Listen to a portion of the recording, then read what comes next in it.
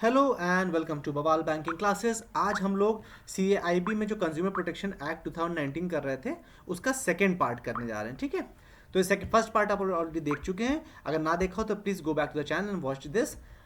Before moving on, I request you to please pause the video and go through the copyright disclaimer and understand that this video is for educational purposes only. Also, I request you to please subscribe to our YouTube channel, that is Bawal Banking Classes. तो हम लोग पिछले video में जो councils थी वहां तक पढ़ चुके थे, सेंट्रल, स्टेट और डिस्ट्रिक्ट लेवल पे क्या काउंसिल्स हैं। आज शुरुआत करते हैं सेंट्रल कंज्यूमर प्रोटेक्शन अथॉरिटी से। तो जो सेंट्रल गवर्नमेंट है वो इस एक्ट के अंतर्गत एक सेंट्रल कंज्यूमर प्रोटेक्शन अथॉरिटी बनाते हैं। जो सेंट्रल अथॉरिटी है उसका काम बेसिकली क्या है, जो भी मैटर्स होंगे कंज्यूमर राइट्स वायलेशन के, अनफेयर ट्रेड प्रैक्टिसेस के या मिसलीडिंग एडवर्टीजमेंट्स के, इन सब के लिए जिससे कंज्यूमर या पब्लिक का जो इंटरेस्ट है उसको सेफगार्ड किया जा सके, जो भेदभाव है उसको खत्म किया जा सके, उसके लिए काम करेंगे कौन? Central consumer protection authority. जो सेंट्रल अथॉरिटी है उसमें किसमें कौन कौन होता है? एक तो चीफ कमिश्नर होते हैं, साथ ही उसमें अन्य कमिश्नर भी होते हैं जो भी रिक्वायर्ड हो और सेंट्रल गवर्नमेंट के द्वारा अपॉइंट किए जाते हैं, और अपनी ड्यूटीज और जो काम जो करते हैं वो किसके अंतर्गत उनको पावर मिलती है? जो एक्ट है कंज्यूमर प्रोटेक्शन एक्ट 2019 उसके अंतर्गत उनको पावर मिलती है। कब एक्ट लागू हुआ था? 9 अगस्त 2019 को लास्ट वीडियो में हम मेंशन कर चुके हैं।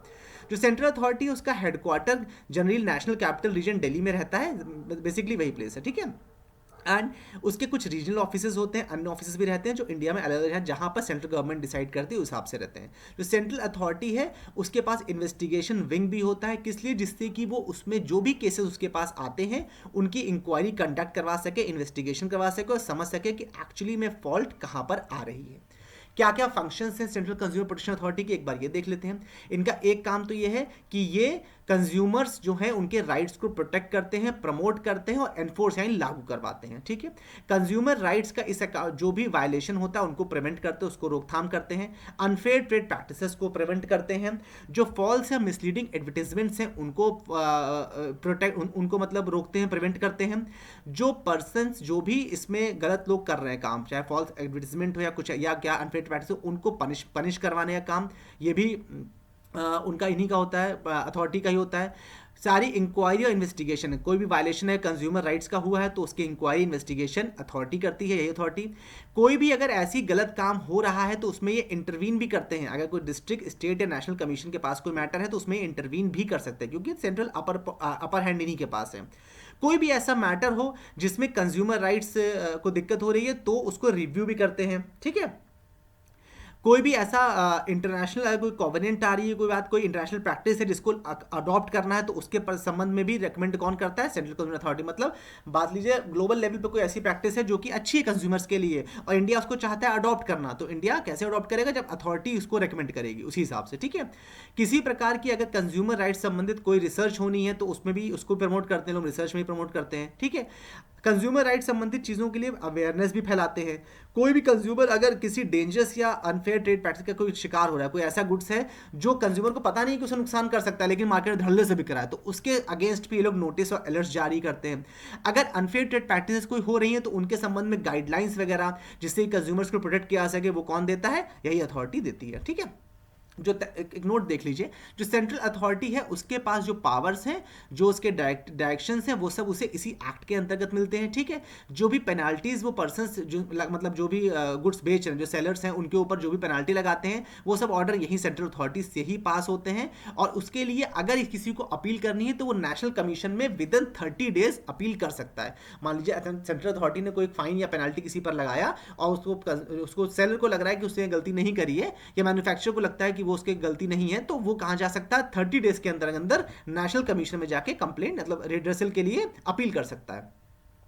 इसी तरह देखिए डिस्ट्रिक्ट लेवल पर क्या होता है, डिस्ट्रिक्ट लेवल पर कंज्यूमर डिस्प्यूट रिड्रेसल कमीशंस होते हैं। ठीक है, तो जो स्टेट गवर्नमेंट है वो district consumer dispute redressal commission बनाती है, हर एक डिस्ट्रिक्ट के लिए अलग अलग। उसमें एक प्रेसिडेंट रहते हैं और कम से कम 2 मेंबर रहते हैं। ठीक है, और जितने प्रेस्क्राइब्ड मेंबर है उससे ज्यादा नहीं हो सकते।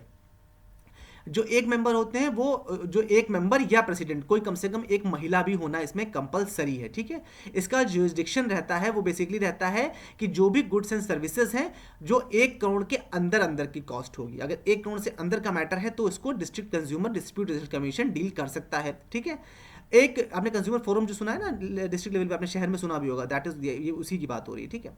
जो पर्सन है, जो भी व्यक्ति है, वो अगर डिस्ट्रिक्ट कमीशन के ऑर्डर से संतुष्ट नहीं है तो 45 डेज के अंदर अंदर उसको अपील भी कर सकता है, ठीक है।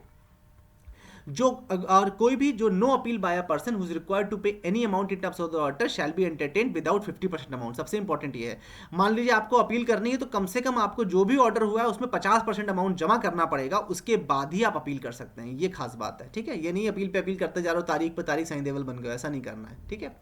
State consumer dispute resolution commission वो डिस्ट्रिक्ट लेवल की थी, ये स्टेट लेवल पर है। इसमें क्या होता है, स्टेट गवर्नमेंट जो है वो स्टेट लेवल पर डिस्प्यूट रेजोल्यूशन कमीशन बनाती है, यहीं पे अपील भी होती है, जो मैं लास्ट वीडियो में लास्ट स्लाइड में देखा है। हर एक स्टेट कमीशन में जो है एक प्रेसिडेंट रहेंगे और साथ ही साथ 4 लोग और रहेंगे। ये जो मेंबर्स हैं ये सेंट्रल गवर्नमेंट अपॉइंट करती है, मतलब उनके साथ कंसल्टेशन होता है, तब वो स्टेट लेवल पे जो है उसको अपॉइंट करते हैं मेंबर्स को। टोटल 5 लोग हो गए।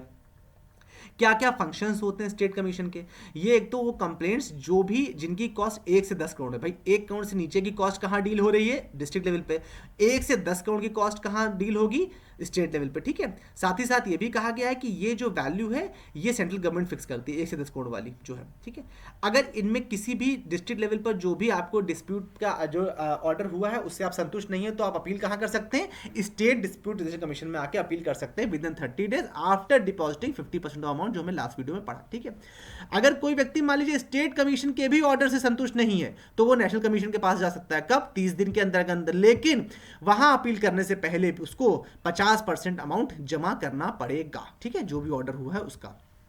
Term of office of the president, जो प्रेसिडेंट होते हैं स्टेट कमीशन के, उनका जो टर्म होता है बेसिकली 4 साल, या जब तक वो 67 ईयर्स के नहीं हो जाते वो चीज़ कर, तब तक वो वहाँ पे काम कर सकते हैं। 4 साल या 67 ईयर्स जो पहले आ जाए भाई, ठीक है, जो भी। और साथ ही साथ इसमें रीअपॉइंटमेंट भी हो सकता है, बशर्ते जो ओवरऑल एज है वो 67 से कम ही होनी चाहिए।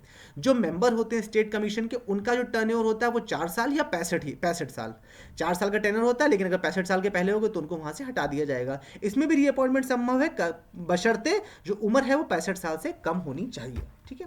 इसके बाद देखते हैं national consumer dispute resolution commission का, भाई डिस्ट्रिक्ट लेवल पे हो गया, स्टेट लेवल पे हो गया, अब नेशनल लेवल पे देख लेते हैं। तो नेशनल लेवल पर जो डिस्प्यूट रेजोल्यूशन कमीशन है वो सेंट्रल गवर्नमेंट स्टैब्लिश करती है। उनका काम क्या है भाई, डिस्प्यूट को रिजॉल्व करना।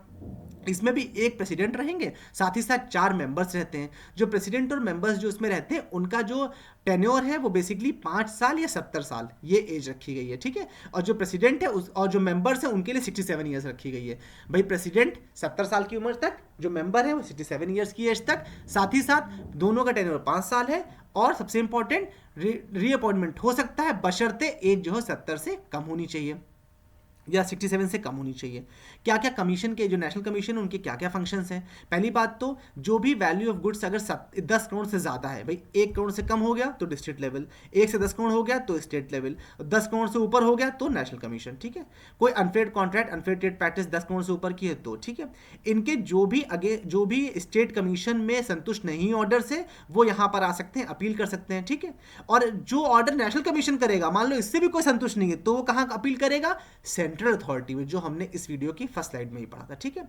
लेकिन क्या है, 30 दिन के अंदर अंदर उसको करना होता है। और हाँ, लास्ट देख लीजिए, अगर नेशनल कमीशन के ऑर्डर से भी आप संतुष्ट नहीं हो तो आप सुप्रीम कोर्ट जा सकते हो, लेकिन ऑर्डर पास होने के 30 दिन के अंदर अंदर, ठीक है। क्या जुरिस्डिक्शन होता है कमीशंस का वो देख लीजिए। जो डिस्ट्रिक्ट कमीशन है उसके लिए कहा गया है, डिस्ट्रिक्ट कमीशन का जो जुरिस्डिक्शन है बेसिकली वो 50 लाख से ज़्यादा नहीं वो होना चाहिए, क्या बोलते हैं उसको, अमाउंट नहीं होना चाहिए। स्टेट कमीशन के लिए कहा गया कि state commission shall have jurisdiction to entertain complaints where value of goods should not be between 50 lakh to 2 crore. इसका क्या है, 50 लाख से 2 करोड़। और नेशनल कमीशन का क्या है, 2 करोड़ से ऊपर का, ये उनका जुरिस्डिक्शन रखा गया है। Finality of orders and limitation period, हर एक ऑर्डर जो डिस्ट्रिक्ट कमीशन का, स्टेट कमीशन का, नेशनल कमीशन का होगा उसके लिए एक टाइम रखा गया है कि उसमें आपको वो करना है, उसमें अपील करना है। अगर वो टाइम निकल गया, जो मैंने बताया 30 दिन 45 दिन, अगर वो टाइम निकल गया तो आप अपील नहीं कर सकते हैं। डिस्ट्रिक्ट कमीशन, स्टेट कमीशन और नेशनल कमीशन, ठीक है, ये लोग अगर कंप्लेंट को 2 साल से ऊपर हो गया है तो केस रजिस्टर नहीं करेंगे, ठीक है। मतलब आज आपके साथ कुछ गलत हुआ तो विद इन 2 ईयर्स आपको वो चीज़ हैंडल करनी है, आपको कंप्लेंट करनी है। कंज्यूमर मीडिएशन सेल्स भी बनाई गई हैं।